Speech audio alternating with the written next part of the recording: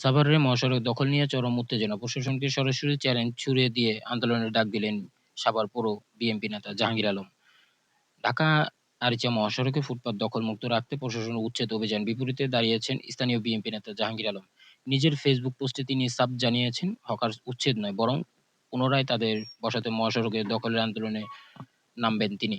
আগামী ২ এপ্রিল এই আন্দোলনের ডাক দিয়েছেন তিনি। সরাসরি প্রশাসনকে প্রতিহত করার চ্যালেঞ্জ জানিয়েছেন। জাহাঙ্গীর আলম এই বিতর্কিত অবস্থানে সামাজিক যোগাযোগের মাধ্যমে ভাইরাল হতেই শুরু হয়েছে নানা গুঞ্জন। নিজ দলের কিছু নেতার সমালোচনা করে তিনি লিখেছেন, অনেকেই হকারদের ব্যবহার করে নিজের আখের গোছান। তবে সাধারণ সাধারণ সাভারবাসীর প্রশ্ন, এই জনদুর্ভোগ সৃষ্টির চেষ্টার পেছনে তিনি কেবল সহানুভূতি নাকি লুকিয়ে আছে কোনো চাঁদাবাজির স্বার্থ? এদিকে প্রশাসন রয়েছেন হার্ডলাইনে।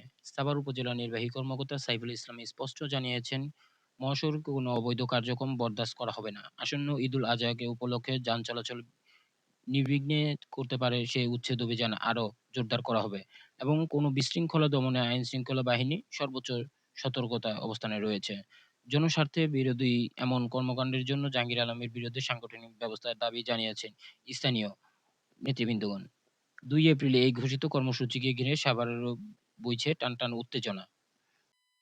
দৈনিক নিউজ ক্যাফে ডেস্ক।